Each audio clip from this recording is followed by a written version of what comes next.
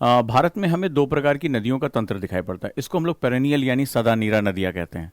सदा नीरा नदियाँ यानी कि जो हमारा हिमालयन क्षेत्र से निकलने वाली नदियाँ हैं वो हमें पेरेनियल रिवर यानी कि सदा नीरा के रूप में कही जाती हैं। और दूसरी रिवर सिस्टम होती है, इसको हम लोग पेनिनसुलर यानी प्रायद्वीपीय नदियाँ कहते हैं। तो भारत में ये दो नदियों का विभाजन है, जिसमें सदा नीरा नदियों के पास सदैव जो है वो जल रहता है, क्योंकि वो हिमालय के ग्लेशियर से लगातार जल प्राप्त करती रहती हैं, वहाँ से वो मिलता रहता है। और जो आपके पेनिनसुलर रिवर्स हैं उनको हमेशा जल नहीं मिला पड़ता है, जब वो बारिश होती है तब उनके पास जो है जल उपलब्ध होता है। उसी तरह एक और विभाजन देखने को मिलता है, और वो विभाजन ये देखने को मिलता है कि पूरब की ओर बहने वाली नदियाँ और पश्चिम की ओर बहने वाली नदियाँ, यानी कुछ नदियाँ हमारी ईस्ट फ्लोइंग होती हैं, पूरब की तरफ चलती हैं, and the second group of the rivers is known as west flowing rivers, यानी पश्चिम की तरफ बहने वाली नदियाँ। तो बेसिकली जो है वो एक वाटर डिवाइड होता है। वाटर डिवाइड का मतलब होता है जल विभाजक। तो जैसे हम लोगों ने पहले भी डिस्कशन किया था कि हिमालय एक अच्छा जल विभाजक नहीं है, हिमालय को नदियों ने काट दिया है, जिसमें सिंधु, ब्रह्मपुत्र और गंगा, यहाँ से जो है वो ब्रह्मपुत्र और गंगा इसकी बाउंड्री बना देती हैं, इसको काट देती हैं।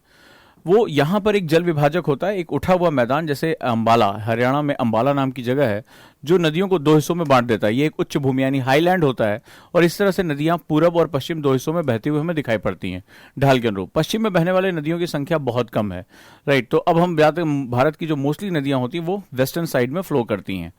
तो ये हमारे पास जो है वो दो तरह का नदी तंत्र है, एक पेरेनियल यानी सदा नीरा, और दूसरा हमारा जो पेनिनसुलर यानी कि प्रायद्वीपीय भारत। तो इस तरह से अब हम लोग थोड़ा सा आगे चलते हैं और अब इसके बारे में और बेसिक जानकारी लेते हैं। तो अगर हम बात करें तो मैंने एक चार्ट बना दिया है। अब ये सारा डाटा मैंने एक जगह कलेक्ट किया, इसमें कुछ अब है नहीं, हमने समझ में आया कि ड्रेनेज क्या होता है, हमने ड्रेनेज पैटर्न, ये दो सबसे इंपॉर्टेंट पार्ट थे। ड्रेनेज यहाँ पर नदी अपने थाले में यानी पूरे बेसिन में अपनी ट्रिब्यूटरीज के साथ बहती है, जो उसके बहाव क्षेत्र के अंतर्गत सारा का सारा आ जाता है, वो हमारा क्या कहलाता है, वो हमारा ड्रेनेज पैटर्न कहलाता है। सेकेंड हमारा सेगमेंट होता है जो बहुत इंपॉर्टेंट है, और उस सिस्टम को हम लोग बोलते हैं दैट इज ड्रेनेज पैटर्न। किस रूप में बहता है, जैसे हमने रेडियल समझा, हमने पैरेलल समझा, हमने डेंड्रिक समझा कि किस तरह से नदियां बेसिकली बह रही होती हैं। नौ, अब हमारे पास कौन कौन सी नदियां, मैंने हिंदी और इंग्लिश दोनों में ये पीडीएफ आप लोगों को दे रखा है, आप लोग उसको रीड आउट कर सकते हैं। सिर्फ रीड आउट करने की बात है, इजी वे है। चार्ट में इसका सबसे बड़ा फायदा है कि मैंने जितनी इन्फॉर्मेशन थी वो कलेक्ट करके एक चार्ट में डाल दी है, तो इसमें आपको पढ़ने में बहुत आसानी हो जाएगी। जैसे इंडस हो गया, तो इंडस जो है वो लगभग 709 किलोमीटर भारत में बहती है और फिर पाकिस्तान में चली जाती है। तो टोटल लेंथ इसकी 2880 किलोमीटर जो है, ठीक है। और इसके बाद ये हमारा जो सारी नदियों के सिस्टम के साथ ये बहती है, ठीक है। कहां से निकलती है, इसका जो उद्गम है ये देख लो, उद्गम यानी कि सोर्स कहां है, snow ranges of the Himalaya at the altitude of 50-80 metre in Tibet near the Mansarovar lake, right. तो ये क्या होता है, ये टोटल जो है वो मानसरोवर लेक के पास, मानसरोवर झील के पास जो है ये 50-80 मीटर की ऊंचाई पर जो है इसका उद्गम होता है। इसकी जो ट्रिब्यूटरीज हैं, इसकी सहायक नदियों में जास्कर, अस्तार, द्रास, श्योक, स्वात, कुर्रम, श्रीगर, गिलगित, काबुल। लेफ्ट बैंक से अगर हम बात करें यानी कि जो बाएं हिस्से से आ रही है, वो झेलम, चेनाब, रावी, ब्यास और सतलुज है, ठीक है। झेलम, चेनाब, रावी, ब्यास और सतलुज, तो ये बड़ी इंपॉर्टेंट नदियां होती हैं। भारत में इसका प्रवाह क्षेत्र देखने को मिलता है। तो ज्यादातर इसके दाएं की नदियां पाकिस्तान में प्रवेश करती हैं, और जो बाएं की नदियां वो इंडिया से होते हुए पाकिस्तान में प्रवेश करती है, राइट। अगर हम बात करें तो अब इसकी सहायक नदियों में जो भारत में सबसे इंपॉर्टेंट है, लेफ्ट बैंक की झेलम। तो झेलम जो है वो कहां से निकलती है, वेरीनाग से, एग्जाम में आया हुआ है वेरीनाग से, ठीक है। यहां से उद्गम है इसका, flow northward from it source to Wular lake and क्या नाम, बूलर लेक है, and flow through the Kashmir valley, और पूरे कश्मीर घाटी से होकर बहती। इसी तरह चेनाब हो गया, ठीक है, बारालाचा पास से होकर गुजरती है। तो जितनी इंपॉर्टेंट इंफॉर्मेशन है वो मैंने यहां दे दी है।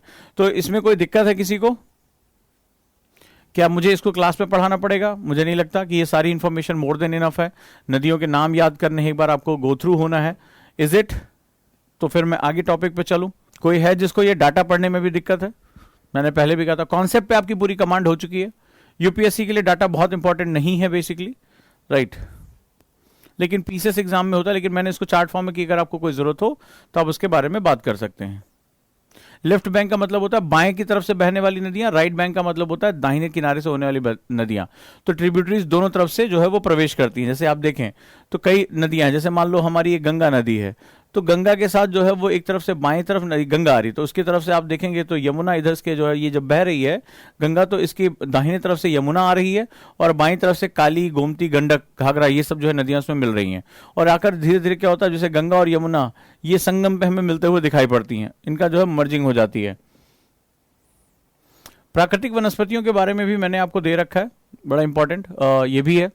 तो आप जानते हैं कि वनस्पतियों के बारे में हम बहुत कुछ समझ चुके हैं। हमें वर्षावन कहाँ देखने को मिलेगा? अब तो आप इसके मास्टर हो चुके होंगे, तो हमें वर्षावन कहाँ देखने को मिलेगा आप बहुत अच्छी तरह जानते हो। अगर वर्षावनों की बात करें तो यहां पर अगर हम देखते हैं तो वर्षावन हमें वहां दिखाई पड़ेगा। अगर मैं आपसे अब कैरेक्टरिस्टिक पूछूं कि define me the evergreen forest, तो आप मुझे एवरग्रीन फॉरेस्ट के बारे में क्या बात करना पसंद करेंगे? Please let me know. जो है वहां पे उसकी कैरेक्टरिस्टिक क्या होगी? जो आपके नेचुरल वेजिटेशन है, जहां पर हॉट एंड ह्यूमिड क्लाइमेट होगा, आप जानते हैं वर्षा ज्यादा होनी चाहिए इन एनी कंडीशन, और जो पत्तियां होंगी उनके पास एबेंडेंट वाटर होता है वहां पर, और पत्तियां चौड़ी होती है। वो सदाहरित इसलिए कहलाती है कि वो कभी भी अपनी पत्तियां नहीं गिराती, क्योंकि उनको इवेपोरेशन करते रहना पड़ेगा, पानी एक्सेस को निकालना पड़ेगा। Can you define me the canopies? क्या तुम मुझे कैनोपी के बारे में, छत्रक के बारे में बता सकते हो? कौन मुझे क्लास में कैनोपीज, स्ट्राटा, कैनोपी स्तर और स्ट्राटा, इसके बारे में कौन मुझे बताएगा एवरग्रीन के बारे में? एनसीईआरटी ये थोड़ा नहीं बताता कि वो जो है एवरग्रीन क्यों कहलाता है, लीफ स्ट्रक्चर क्या होता है। एनसीईआरटी इसके बारे में कहीं बात नहीं करता, वो केवल जो है वो बेसिक इंफॉर्मेशन देता। लेकिन आप तो आज की डेट में मास्टर हो चुके हो, शाबाश। हार्डवुड होगा, वंडरफुल। मुझे स्ट्राटा पे बताओ क्या होगा, कैनोपी पे बताओ क्या होगा। Why canopies? कौन है? Shivani Pandey. Why you are writing the softwood here? Softwood होने की संभावना क्यों बनेगी भाई, जब तुम्हारे पास एबेंडेंट वाटर है? ये बताओ मुझे, जो लकड़ी है वो सॉफ्टवुड पाई जाएगी, हार्डवुड? अगर सॉफ्टवुड होता ना तो अब तक दुनिया के लालची लोग ना अब तक सारे अमेजन के जंगलों को काट ले गए होते। अमेजन के जंगलों को वरदान यही कि बड़े टेढ़े मेढ़े पेड़ होते हैं, बहुत छितराए होते हैं, मतलब बहुत ज्यादा उसमें जो है वो स्टार्टा पाया जाता है और बहुत हार्डवुड होता है। इसीलिए वहां पर जो अभी तक बचे रह गए, नहीं तो इंसान के लालच ने अब तक खत्म कर दिया होता उसको। ये देखो इन्होंने ये लिख दिया कि दैट इज अ झूम cultivation also involve this. Wonderful, मतलब आपने अब एग्रीकल्चर को भी इसके साथ कनेक्ट कर दिया, बधाई हो आप लोगों को। अब ये भी बता दो कि वर्षावनों को कहते क्या हैं, एनवायरमेंट के हिसाब से बता दो, मेरा दिल वहां से भी खुश हो जाए। एक लास्ट क्वेश्चन और है, ये जो रेन फॉरेस्ट उनको क्या बोलते हैं? ये देखो आरती ने एक और अच्छा जवाब दिया, वहां पे वनस्पतियों के प्रकार भी बना दिए। वंडरफुल। यहां लो रेनफॉल वर्ड यूज नहीं करोगे, जैसे कई बच्चों ने कहा कि one season is dry, it must be one season must be dry, that's why. Low rainfall में तो फिर तुम जो है वो आप श्रब्स की तरफ चले जाओगे, आप ज़ेरोफाइट्स की तरफ चले जाओगे। Be careful about your words. जिन बच्चों ने लिखा one season is dry, totally right.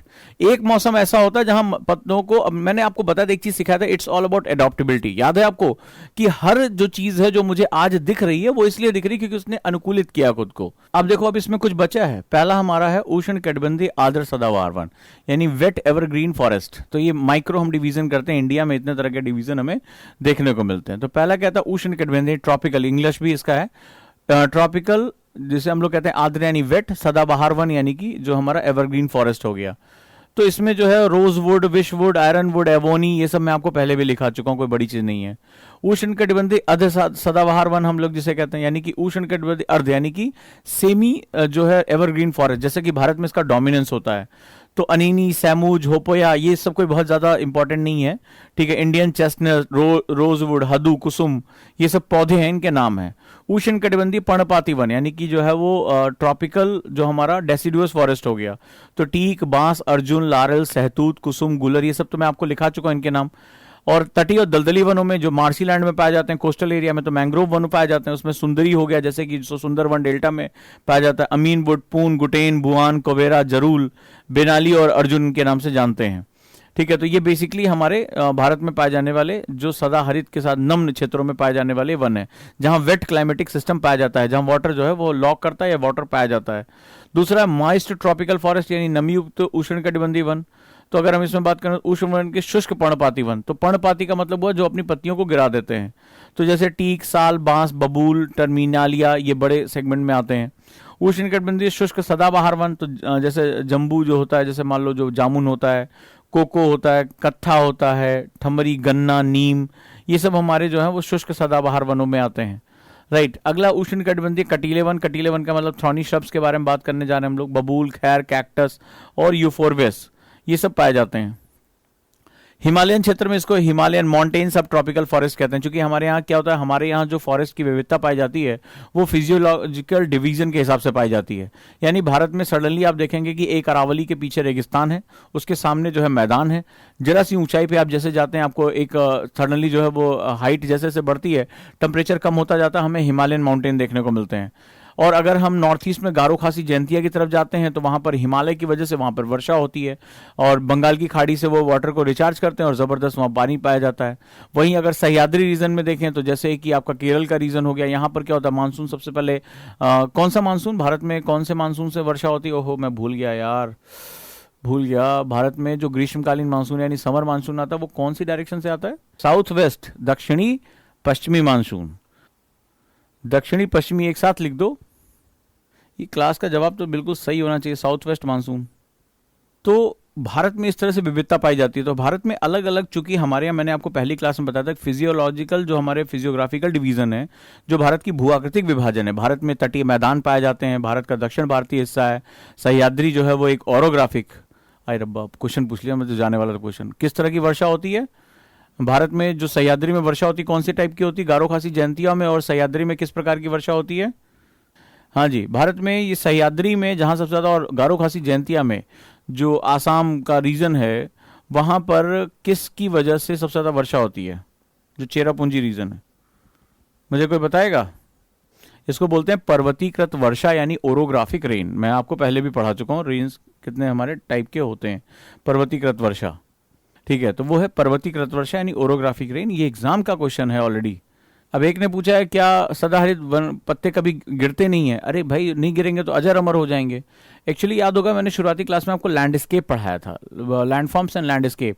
तो लैंडस्केप का मतलब होता है कि पत्तियां एक साथ कभी नहीं गिरा, जैसे अभी मान लो डेड हो गई, पत्तियां गिर गई, लेकिन वो मौसम के हिसाब से नहीं गिरेंगी। अचानक से आपने देखा होगा जब आप उत्तरी भारत में जाते हैं तो अचानक से आपको सारे पेड़ जो हैं वो एकदम खाली दिखाई पड़ेंगे, एकदम न्यूड दिखाई पड़ेंगे, मोस्टली पत्तियां गिर जाती हैं, एक साथ गिरती है। आपने देखा सड़कों पर खूब पत्तियां फैली रहती हैं, लेकिन वर्षा वनों में ऐसा नहीं होता, पत्तियां गिरती रहती हैं। जो डेड हो गई हैं, जो मर गई हैं, वो गिर जाएंगी, टूट गई किसी कारण से, उसमें जानवर कूदते फांदते रहते हैं तो पत्तियां गिरती है, लेकिन एक साथ मौसम नहीं आता कि वो एक साथ के साथ गिर जाए और जो आपके ट्रीज हैं वो न्यूड हो जाए, यानी वो नग्न वृक्ष के रूप में नहीं दिखाई पड़ते हैं। तो हिमालय में बेसिकली समशीतोष्ण चौड़ी पत्ती वाले वन पाए जाते हैं। तो सबसे पहले जो नीचे समशीतोष्ण का मतलब होता है कि वो टेम्परेट है, ठीक है, इक्वल टेम्परेट फॉरेस्ट है। तो बुरुंश हो गया, टर्मिनालिया हो गया, फिर इसी तरह शीतोष्ण पाइन। और ऊंचाई पे जाओगे तो पाइन वृक्ष पाए जाएंगे जैसे चीड़ और ओक, तो वो हमें ट्रायंगुलर शेप में यानी कि कॉनिक शेप में हमें दिखाई पड़ते हैं, शंकुधारी होते हैं। और इसी तरह समशीतोष्ण शुष्क सदाबहार वन पाए जाएंगे, ऑलिव हो गया, बबूल हो गया, ये शिवालिक के रीजन में हमें यहाँ पे देखने को मिलता है। इसी तरह माउंटेन टेम्परेट फॉरेस्ट जैसे पर्वतीय है तो शोला वन भी इन्हें कहते हैं। जब आप साउथ इंडिया में जाते हैं तो शोला वन आपको पाए जाएंगे।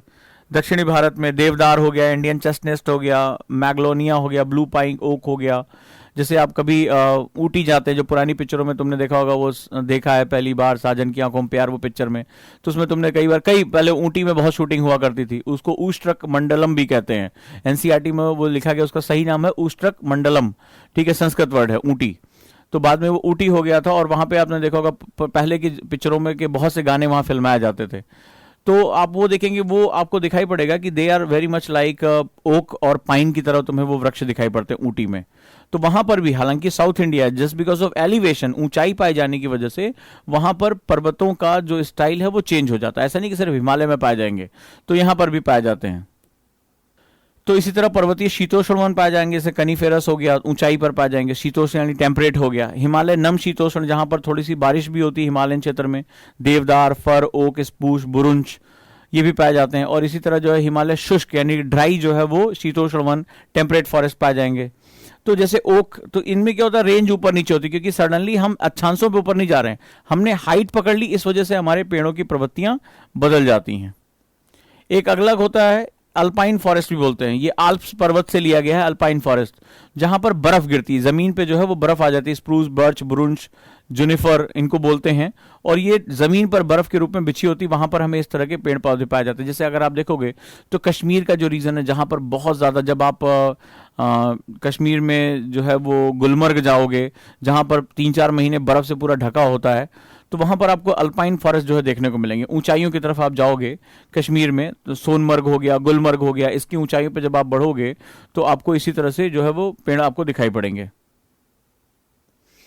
इनको शोला फॉरेस्ट क्यों कहते हैं जानते हो? मैं एक बार गया था, छोटा था, तो मेरे एक रिलेटिव थे, आईएफएस थे, इंडियन फॉरेस्ट सर्विसेज में, तो वहां पे मैंने इन फॉरेस्ट को यहां देखा था। एक्चुअली क्या था, इसमें से पलास के पौधे होते हैं, शोले का मतलब होता है आग लगना, ठीक है। तो ये कई बार जो है इसको शाब्दिक रूप में भी लिखते हैं शोला फॉरेस्ट। तो बेसिकली जो होता है यहाँ पर, इसके दो तीन रीजन पाए जाते हैं, इसमें एक रीजन मैं आपको बताता हूँ। तो इसमें क्या होता है, एक पौधा होता है खास पलास। पलास का जब फूल खिलता है तो बेसिकली क्या होता है, पलास और एक होता है लाख, जिसमें आपको पता होगा लाक्षागृह जब बनाया गया था महाभारत का, तो इसमें क्या होता है, इसमें आग पकड़ने की, जैसे आप कभी बार मोहर वोहर लगाते हैं तो लाख लगाते हैं, इसमें आग पकड़ने की बड़ी क्षमता होती है और पलाश होता है। तो वो एक बार क्या हुआ, मुझे वो फॉरेस्ट डीएफओ थे उस समय, डिस्ट्रिक्ट फॉरेस्ट ऑफिसर, तो क्या नाम है, मैं गया था, तो उन्होंने मुझे पलाश के जंगल दिखाए थे। मतलब वो जब फूल एक साथ खिलते हैं तो आपने देखा वो पूरा पूरा रेड रेड हो जाता है। मतलब अगर आप दूर से देखो तो ऐसा लगा आग पकड़ ली है, मतलब आप अगर ऐसा दिखाई पड़ेगा। तो गर्मी के दिनों में वो क्या होता है, वो आग पकड़ती हुई दिखाई पड़ती है, ऐसा लगता है कि फायर कहीं आग जल रही है, और वो पूरा रेड रेड दिखाई पड़ता है दूर से देखने पे। तो शोला मतलब शोला मीन्स द फायर, वहां पर हमें दिखाई पड़ता है। तो लाख हो गया, पलास हो गया, ये पौधों के साथ खास बात ये है कि यहाँ पर वो as they seems very much like the fiery, ठीक है, वो और बहुत तेजी से आग भी पकड़ते हैं। इन जंगलों में एक बार आग लग जाए तो बहुत तेजी से पूरी आग फैलती चली जाती है। इसकी मैपिंग नहीं पूछी जाती, मैपिंग बड़े रीजंस की नहीं पूछी जाती, माइक्रो रीजंस की पूछी जाती। कौन सा विशिष्ट स्थान है उसके बारे में आपसे मैप, नदियों के बारे में पूछा जाता है मैपिंग करने को, तो आप नदियों को मैप कर सकते हैं।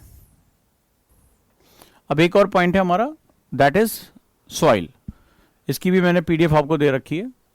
सॉइल जो होती है, सॉइल यानी मिट्टी, मैं आपको बता चुका हूं मिट्टी कैसे बनती है। मिट्टी में मृदा परिच्छेदिका होती है, सॉइल प्रोफाइल होती है। कोई मुझे बता सकता है सॉइल प्रोफाइल में, इसको देखे बिना तो मुझे बता सकते हो सॉइल प्रोफाइल क्या होती है, रॉक से सॉइल कैसे बनती है? हाँ मुझे बताओ सॉइल प्रोफाइल क्या होती है, what do you mean by soil profile? जलोढ़ मिट्टी कैसे बनेगी? याद है नदियां जब पहाड़ों से नीचे उतरती हैं तो अपने साथ ढेर सारा सेडिमेंट लेके चलती हैं, तो उसको हम लोग क्या बोलते हैं, एलुवियल सॉइल यानी जलोढ़ मृदा बोलते हैं। अच्छा मैंने तुम्हें यह भी पढ़ाया था कि नया जलोढ़ को क्या बोलते हैं और पुराने जलोढ़ को क्या बोलते हैं, कौन बताएगा क्लास में? अब बच्चों जैसा अब खेल बचा है ही नहीं है कुछ ज्योग्राफी में। जिसने टीचर ने फिजिकल ज्योग्राफी बच्चों को अगर याद करा दी, एकदम बढ़िया दिमाग में बैठा दिया, कुछ नहीं बचा है। पुराने को क्या बोलेंगे जल्दी बताओ, जल्दी पहले मेरे जवाब, पुराने को क्या बोलेंगे? ओल्ड इज नोन एज भांगर, मैंने बताया था भंगार, बोले कबाड़ी वाला ले जाता है।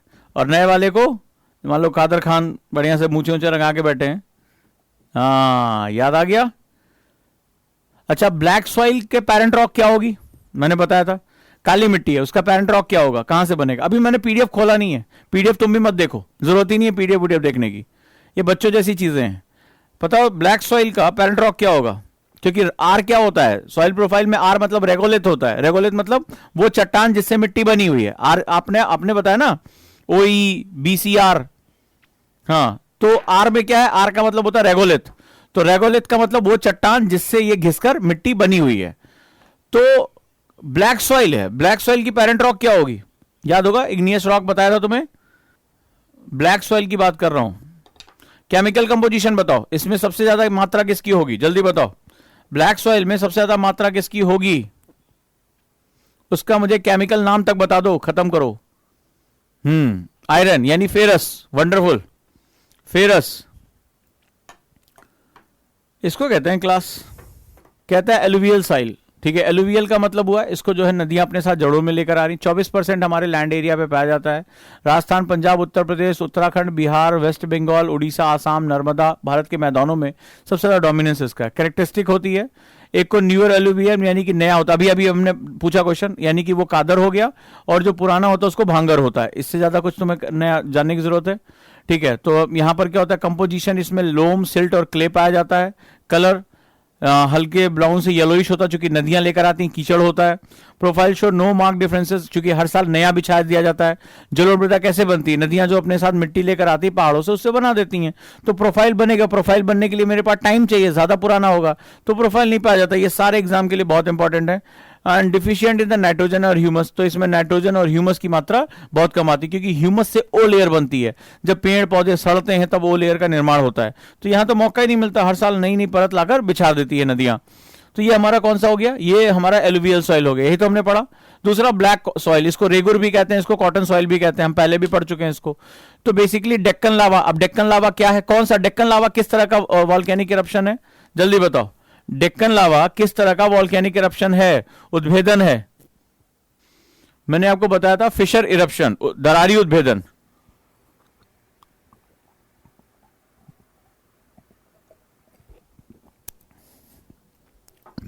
दरारी उद्भेदन,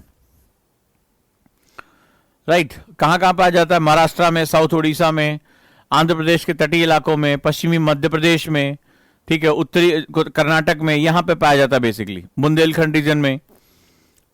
क्या खास बात होती है? इसका रंग बहुत डीप होता है, ब्लैक डीप होता है, काले रंग में पाया जाता है, ठीक है, क्योंकि लोहे की मात्रा पाई जाती है, फेरस और एल्युमिनियम भी पाया जाता है इसमें, लोहा और एल्युमिनियम, राइट। नेक्स्ट कंपोजिशन क्या है? सैंडी है, सैलो है, पुअर इन फर्टिलिटी, बहुत ज्यादा उपजाऊ नहीं होता लेकिन पानी को रोक के रखता है, स्टिकी व्हेन वेट, जब गीला होता है तो बहुत चिपचिपी मिट्टी हो जाती है, क्रैक्स डेवलप हो जाते हैं, एग्जाम में पूछा गया है। हाई डिग्री ऑफ मॉइस्चर रिटेनिटी, मैंने आपको बताया था कि क्या होता है, ये मॉइस्चर को कंटेन करके रखता है, रोक लेता है नमी को, इसी वजह से यहां पर जो है वो कपास की खेती की जाती है। नाइट्रोजन, फॉस्फेरिक एसिड और ह्यूमस यहां कम पाया जाता है, पोटाश, लाइम, एल्यूमिनियम ये सब यहां ज्यादा पाया जाता है। अगला है लाल मिट्टी, ऑब्वियस सी बात है, इसका भी पेरेंट रॉक क्या होगा, जल्दी मुझे बताओ, इसकी पितर चट्टान कौन सी होगी? लाल मिट्टी है, लाल मिट्टी है, यानी मैंने अक्षय में आपको बताया था इसके बारे में, याद करिए, मैंने लाल मिट्टी के बारे में इसका कंपोजिशन बताया था, कौन बताएगा? लाल मिट्टी कैसे पैदा होती है? रेगोलिथ क्या है इसका, जल्दी बताओ मुझे, आर क्या है? कौन सी चट्टान जिसमें कौन सी चीज ज्यादा हो, जिसमें ये हो जाने से ये लाल मिट्टी बन जाती है? तो सबने बोल दिया कहां सर इसमें लोहा ज्यादा होगा, तो क्यों जो है लाल बन जाता है? क्यों लाल बन जाता है? ये काली बन गई, वो लाल क्यों होता है? कौन सी रासायनिक अपक्षय की क्रिया होती है? जल्दी बोलो जल्दी बोलो, कौन सी केमिकल वेदरिंग के प्रोसेस हो रहा है? जल्दी बता दो धड़ाधड़। बिल्कुल सही है, that is oxidation process.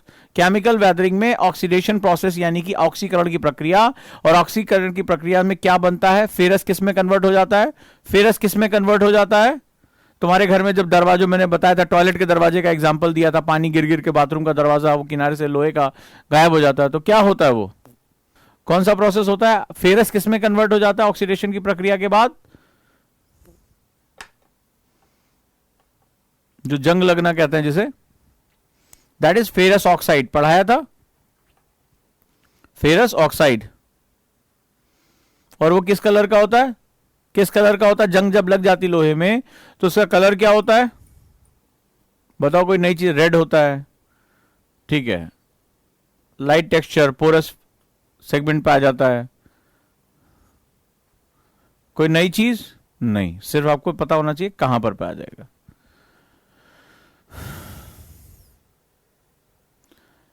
Laterite soil, जब लीचिंग होती है, मतलब खूब पानी बरस रहा है तो रेड सॉइल खिंचकर नीचे चली जाती है, तो जो सॉइल बसती है उसको लेटराइट सॉइल बोलते हैं, जहां लीचिंग यानी निच्छालन की प्रक्रिया होती है, पानी जहां ज्यादा बरसता है, ठीक है। तो जैसे MP, Rajmahal, eastern Ghat, western Ghat, part of Orissa, Assam, Mysore, ठीक है। In situ were altered wet and dry condition, high level of laterites derived from the bauxite, low level are derived and depend from high level. तो मतलब क्या होता है, जहां पर बारिश हो रही है वहां पर जो निच्छालित होते हुए ऑक्साइड्स जो होते हैं फेरस के, एल्युमिनियम के, वो क्या हमें वहां देखने को मिलते हैं, राइट। तो रेड सॉइल से ही बनता है, लोहे की चट्टाने इसका जो है बेसिक होता है। कर्नाटक में जैसे कुडप्पा, धारवाड़ की जो चट्टाने पाई जाती हैं वो निच्छालित होती है और नीचे आ जाती हैं, शाबाश। माउंटेन एंड फॉरेस्ट सॉइल यानी कि पर्वतीय और वनों की मिट्टी, विंध्य, सतपुड़ा, नीलगिरी, कार्डमम यानी इलायची पहाड़ियां, ठीक है। तो ये अलग अलग जगहों पे अलग अलग पाई जाती हैं, और चूंकि पहाड़ी होता है तो मैंने आपको बताया था वहां डिकम्पोजिशन यानी अपक्षय की प्रक्रिया, जो आपकी अपघटक होंगे वो धीरे धीरे काम करेंगे, एसिडिक हो जाएगी सॉइल, आपको मैंने बताया था वहां एसिडिटी पाई जाएगी, ठीक है, ये आपके सामने है। डेजर्ट सॉइल, जहां पानी बहुत कम बरस रहा होगा वहां डेजर्ट सॉइल होगा, हल्के कलर का होगा, यहां पर मोटे मोटे ग्रेन्स पाए जाएंगे, बालू पाए जाएंगे, ठीक है। मॉइस्चर यानी कि नमी की बहुत कमी होगी, सॉल्ट कंटेंट पाए जाएंगे, नमक के कण यहां पाए जाएंगे। उसी तरह लवड़ी और क्षारीय मिट्टी होती है, तो लवड़ी और क्षारीय मिट्टी का मतलब यहाँ पर जो लवण होते हैं, जैसे कैल्शियम हो गया, जो आपका पोटेशियम हो गया, मैग्नीशियम हो गया, ठीक है, सोडियम हो गया, ये सब जो है बेसिकली पाया जाएगा जहां नमक पाए जा रहे हैं, समुद्री हिस्सा है, ठीक है, समुद्र का पानी आ रहा है, तो वहां पर हमें कैसे सैलाइन और अल्काइन सॉइल देखने को मिलती है। PT and organic soil, organic मतलब होता है जिसमें जो है वो पेड़ पौधे, पत्तियां, ये सब ज्यादा मिलती हैं, ऑर्गेनिक मैटर हमें ज्यादा मिलता है, उसको पीटी सॉइल बोलते हैं, तो यहां पर पाया जाता है। तो ये क्या होता है, ब्लैक कलर का होता है, पानी ये रोकने की क्षमता रखता है।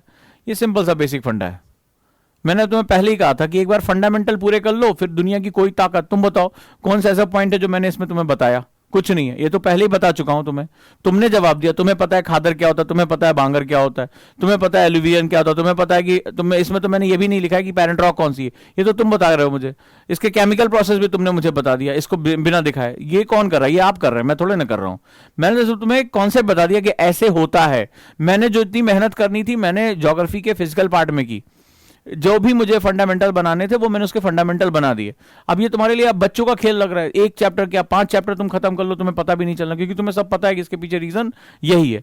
तो स्टूडेंट जिस दिन रीजन समझ जाता है कि यार ये कारण है, तो प्रभाव अपने आप बता ले जाता है। When you know the reasons, effect will be automatically कम। तुम्हें पता है कि यार ये लोहे की चट्टान होगी, इसमें यहां पर केमिकल कंपोजिशन हो रहा होगा, केमिकल रिएक्शंस हो रहे होंगे, ये फलाना जो रेड कलर आ रहा है जस्ट बिकॉज ऑफ रस्टिंग, ये तुम बता रहे हो, मैं थोड़ा ना तुम्हें बता रहा हूं।